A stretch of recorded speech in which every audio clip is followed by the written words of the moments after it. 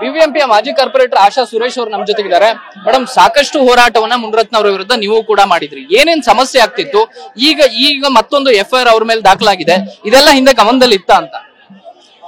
Sir, ಹಿಂದೆ ಸುಮಾರು 10 ವರ್ಷಗಳಿಂದ ನಾವು ಸಹ FIR ಹಾಕಿಸ್ಕೊಂಡಿದೀವಿ.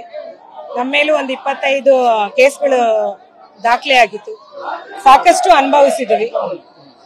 ಈಗೆಲ್ಲೋ ಒಂದ್ ಕಡೆ ಕಾನೂನಿನ ಅಂಗಳಕ್ಕೆ ಹೋಗಿದೆ. ಇದೆಲ್ಲೋ ಒಂದ್ ಕಡೆ ನ್ಯಾಯ ಸಿಗುತ್ತೆ ಅಂತ ಭಾವಿಸಿದೀವಿ.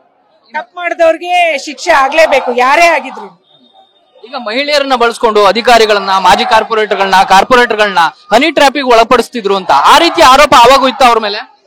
ಹಿಂದೆ ಇದನ್ನ ನಾವು ಕೇಳಿಲ್ಲ. ಈಗ ನಿನ್ನೆ ನಾವು ನೋಡಿದ್ಮೇಲೆ ನಮಗೂ ಎಲ್ಲೋ ಒಂದ್ ಕಡೆ ಆಘಾತ ಆಯ್ತು. ಇಂಥ ಒಂದು ಕೀಳು ಮಟ್ಟಕ್ಕೆ ಯಾವುದೇ ಒಬ್ಬ ರಾಜಕಾರಣಿ ಇಳಿಬಾರದು. ಯಾಕಂದ್ರೆ ಒಂದು ಹೆಣ್ಣಿಗೆ ಯಾರು ಇದು ಮಾಡ್ತಾರೆ ಅವಮಾನ, ಅವ್ರಿಗೆ ಯಾವತ್ತೂ ಆಗೋದೇ ಇಲ್ಲ ಅಂತ ಒಂದು ಭಾವನೆ ಇದೆ.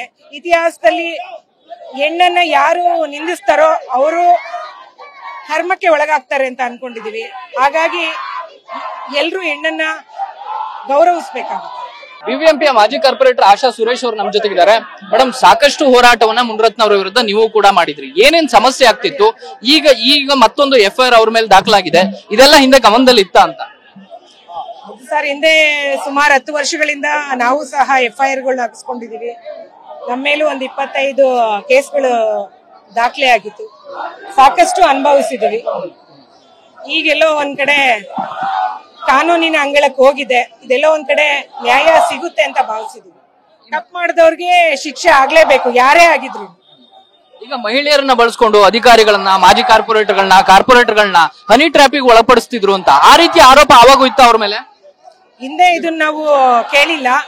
ಈಗ ನಿನ್ನೆ ನಾವು ನೋಡಿದ್ಮೇಲೆ ನಮಗೂ ಎಲ್ಲೋ ಒಂದ್ ಕಡೆ ಆಘಾತ ಆಯ್ತು. ಇಂಥ ಒಂದು ಕೀಳು ಮಟ್ಟಕ್ಕೆ ಯಾವುದೇ ಒಬ್ಬ ರಾಜಕಾರಣಿ ಇಳಿಬಾರದು.